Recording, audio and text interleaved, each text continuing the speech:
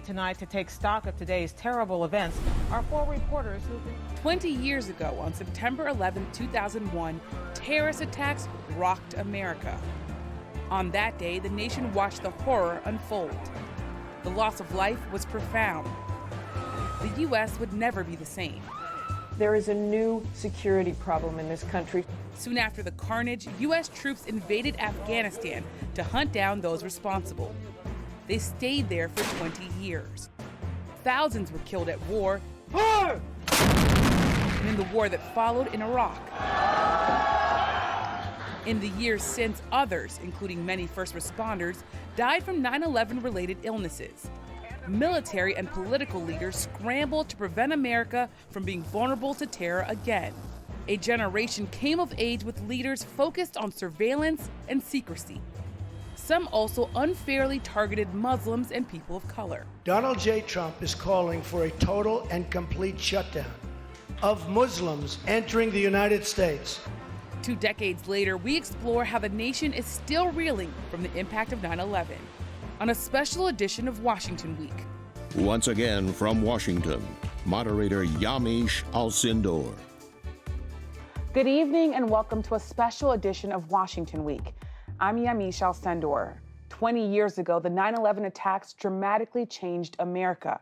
It was a tragic and emotional day. This evening, we look at how the attacks impacted American life, politics, and national security.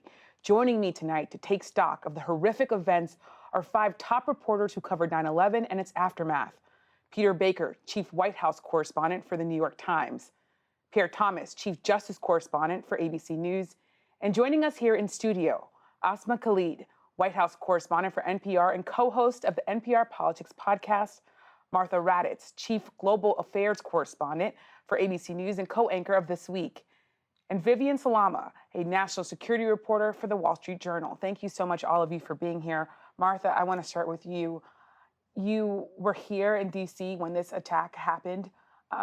You had a husband who was working in the Pentagon, you yourself working at the State Department.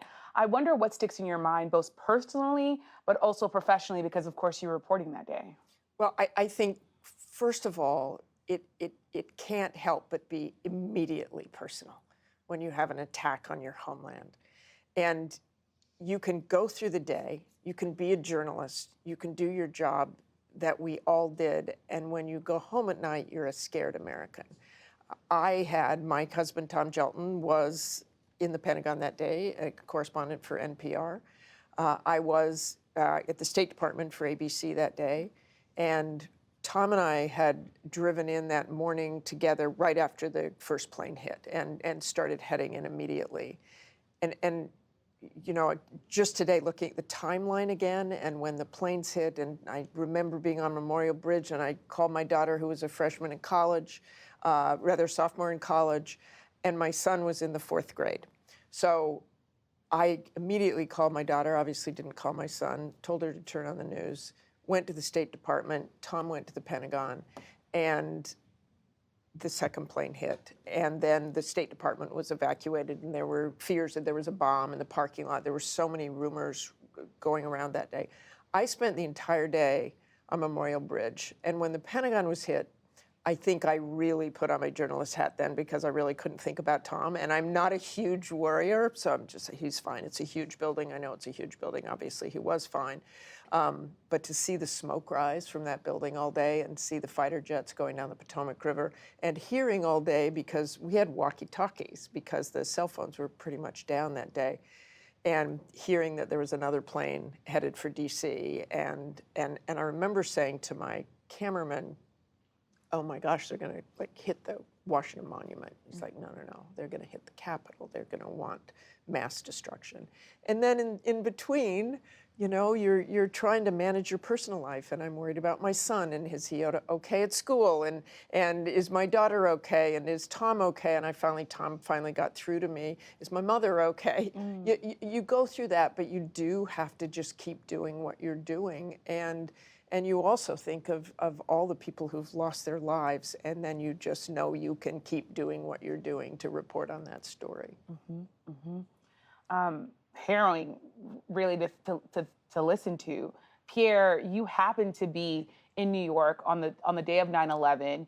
You happened to find yourself then on set with Peter Jennings.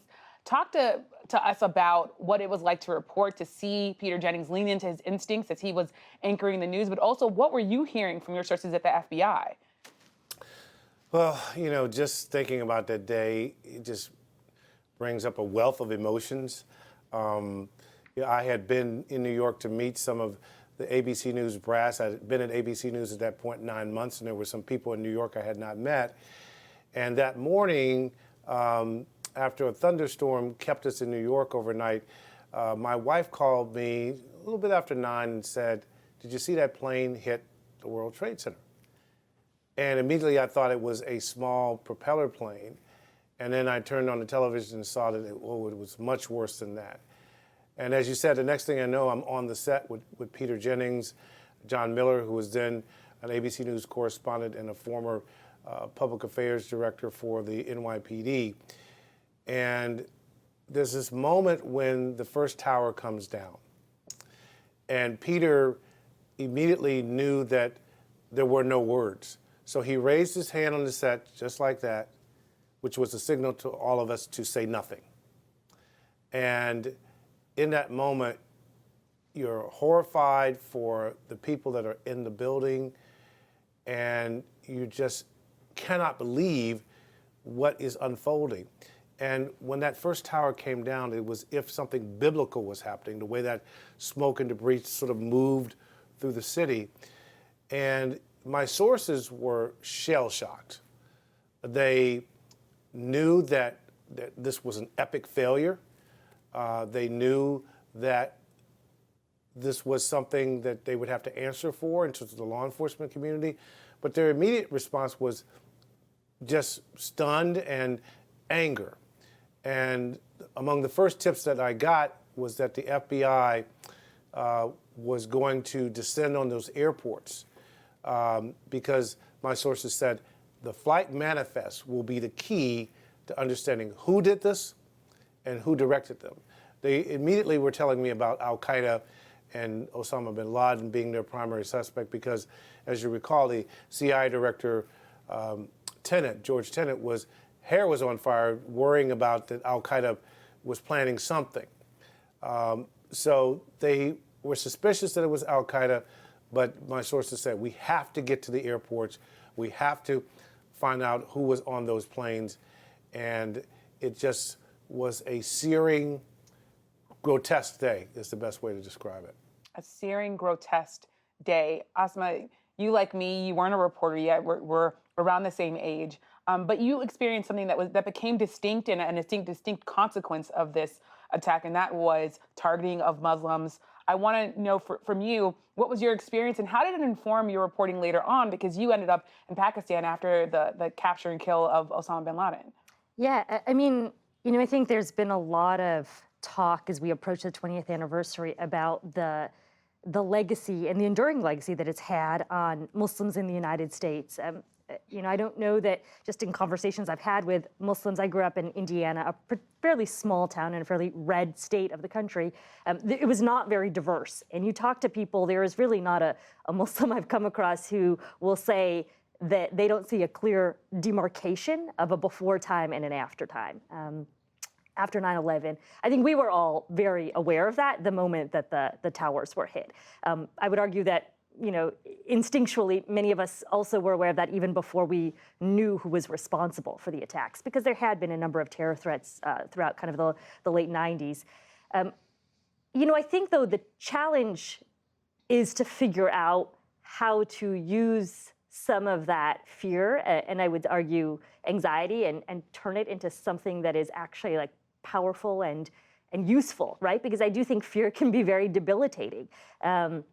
I talk about the fact that every Muslim knows there was a before and after time. And the reason I say that is I was thinking back to what life was like. I grew up in this fairly small town. I mentioned Indiana.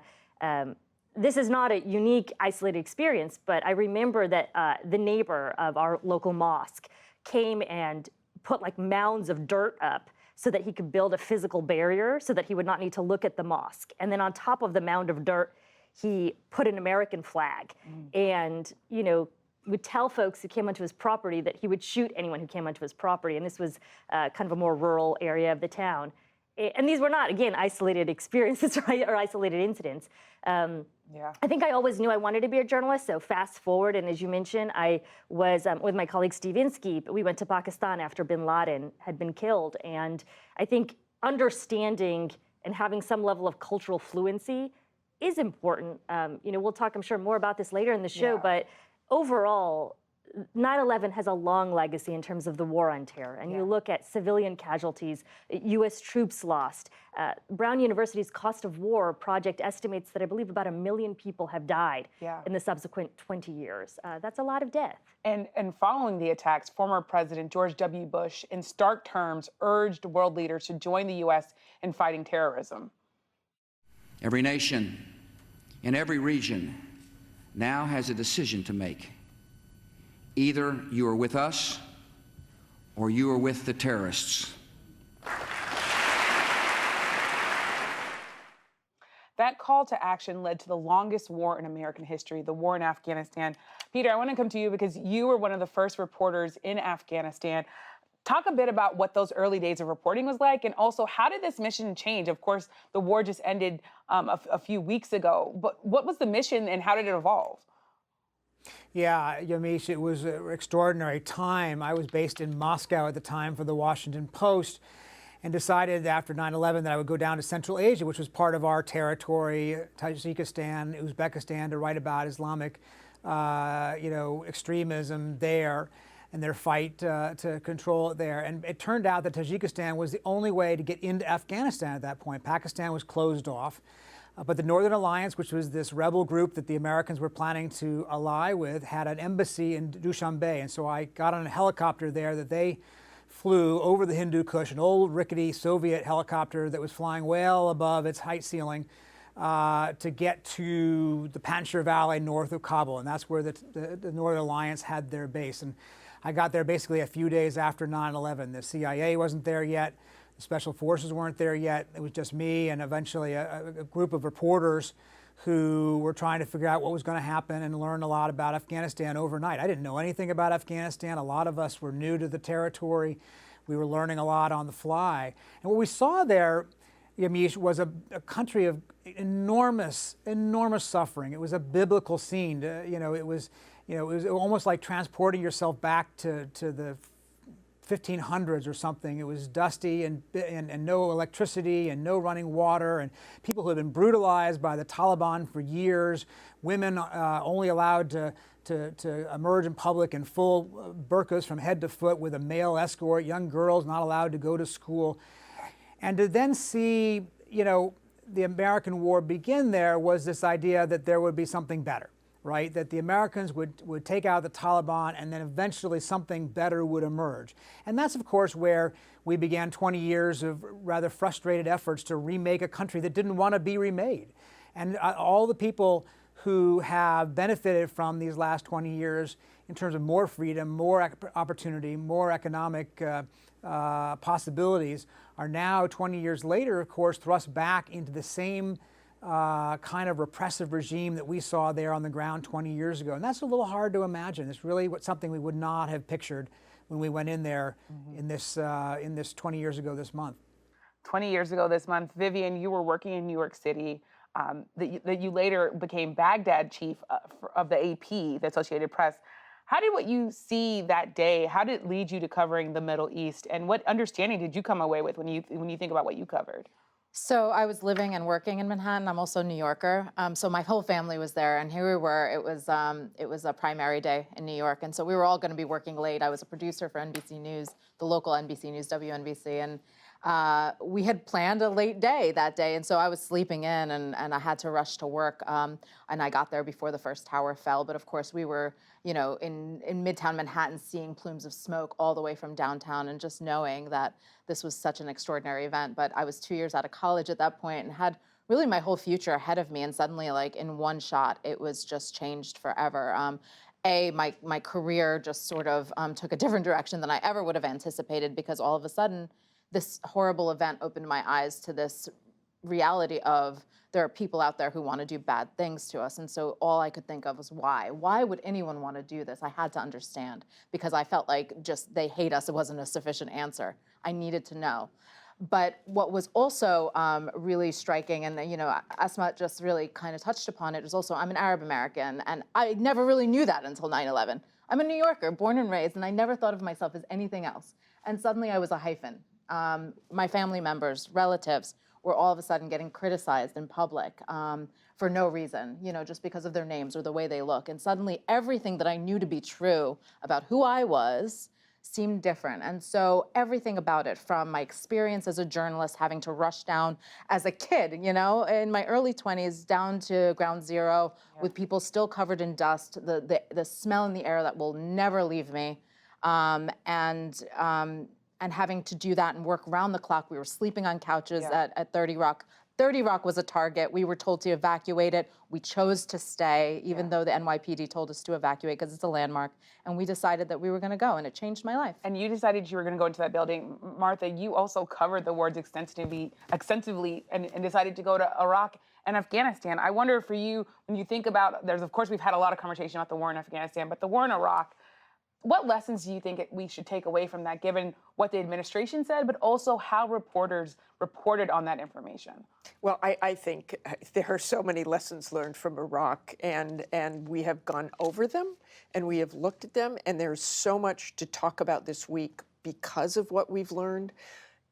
Iraq was a huge mistake. I mean, I remember at the time being at the UN and thinking, if Colin Powell comes out and supports this, it's done.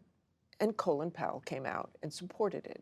It was shocking. I actually am a little bit proud of myself because I remember saying, this sounds like circumstantial evidence. Yeah. And not much beyond that. But once they got into Iraq, and there was such joy, and we've done it, and we've overtaken this place, there was simply no planning. I, watched Donald Rumsfeld for years and years and years kind of perform at these press briefings. And I think I was probably one of the few really grumpy people in the briefing room because it seemed a performance to me. And there was no way getting at it. Yeah. Now, the lessons reporters can learn, we don't have access to super secret classified reports all the time. Hopefully, if we'd seen them, we would have said, this is a huge mistake. Yeah. But I do think, it is our job every day. It's not just the lessons from the Iraq War. It is our job every day to try to find out the truth and try to find out who's telling us the truth. And after 9/11, thinking about learning the truth, billions of dollars were poured into Homeland Security and new departments focused on immigration and security. And vast powers were granted to surveil Americans. That fueled profiling and discrimination of Muslim Americans, as Asma was just talking about, and people of color. And that set off a wave of hate crimes targeting Muslims in particular. Pierre, I want to come to you. How do you can you connect these two for us? There's the issue, of course, of the way that the law enforcement agencies in this country changed, but there was also the surveilling of Muslim Americans. How do they connect? What was the good that came out of it, but also, of course, the bad? Well, one of the things that happened as a result of 9/11 is the law enforcement and the intelligence community, but particularly the FBI, had to admit that they were caught completely flat-footed. And I can recall a meeting with a very senior official at the Justice Department in the days just after 9/11. And this official basically admitted that the United States had no sense of what other al-Qaeda operatives might be inside the country. And there was this desperate attempt to figure out, okay, we know the countries we think that al-Qaeda operates from. We need to figure out all the people that came from those countries. And there was a huge issue of overstays and people who had stayed in the country longer than was allowed by their visas. And the FBI and the Justice Department was saying, we don't know if there's another wave. There was great fear of another wave. And I think those were the seeds of the Patriot Act in terms of the government being granted these vast powers of surveillance, all in the name of we need to protect. It was out of fear that those things developed. But you know what they say in the South, and my mother used to say, haste makes waste. And critics would say that they were granted too many powers. People were rounded up. assumed to be terrorists when there was not much evidence indicating that they were. And so I can tell you that it was born out of this sense that the United States government had no clue as to whether, okay, is there going to be another wave? And they had a very clear sense that al-Qaeda was not done. And you recall a few months later, Richard Reed tried to blow up a plane with a shoe bomb. And I just remember law enforcement saying over and over, these people, these terrorists, are incredibly creative. Who would ever thought that they would use a plane and turn it into a missile? So I think part of what your question belies is this notion that there was fear, and the government started just acting very quickly to resolve what it thought was a huge vulnerability. And Peter, this idea of civil liberties and fear, it also really turned into a political issue when you think about the modern politics, the rise of former President Donald Trump. Talk a bit about how the Patriot Act and really the fear of Americans, it turned into a sort of political movement.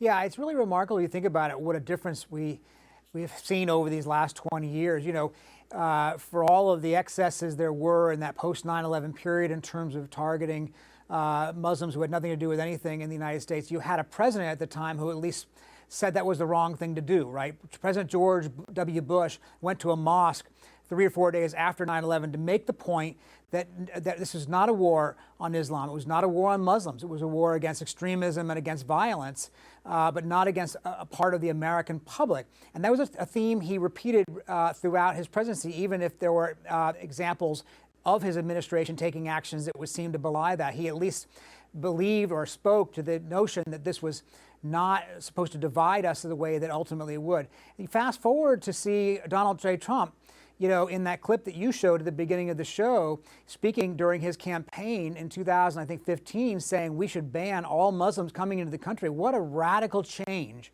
What a radical change in message from the very top leadership of America from 2001 to 2015. You know, and rather than the other way around, rather than, you know, taking the rhetoric too far at first and then moderating it, we've gone the other direction where it became more fashionable later in this 20-year cycle to target Muslims who had nothing to do with anything that it was violent whatsoever. It was suddenly acceptable and rewarded politically by the election of President Trump, and he then, of course, enacted this travel ban that he had talked about in the campaign. That's a remarkable evolution, and it's what I don't know we'll see, where will this go from here? You know, will we, you know, where will this attitude, you know, take us at this point in terms of our views of each other, the notion of other, which was so, you know, taken by Trump as a political tool. Will that continue? And Republicans, taken by Republicans as a political tool. Asma, there's a poll from NPR and PBS that shows that Americans are split on how the threat of terrorism presents itself. Republicans see it as an international threat. Democrats see it as a domestic threat. We only have a couple of seconds here, so I want to come to you. What does that tell us about the way that Americans see us and the politics of this, if you can, in about 10 seconds? Sure, just real quick. I mean, I think there is a clear partisan divide, and that's established and developed and metastasized, I would say, over the last 2 decades. Republicans were no different than Democrats in terms of how they thought of terrorism immediately after, when you look at polls from 2002, or marginally different, I should say. And Martha, you get the last word. You were here 20 years ago. Again, in about 10 seconds, though, reporters feel, Gwen Ifill said this. She said that this made her look at the talk of war and peace differently. That's what she said before she passed away. I wonder if you could talk into a couple seconds of what you think of that.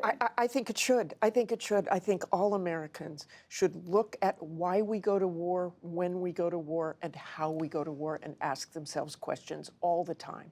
We don't want this to happen again. Yeah, we don't want it to happen again. Well, we'll have to leave it there tonight. Thank you so much to Peter, Pierre, Asma, Martha, and Vivian for sharing your reporting. And thank you for joining us. It's hard to believe it's been 20 years since these attacks. So many lost so much on that day and in the years that followed. My heart breaks for every person and family touched by this tragedy. We will never forget.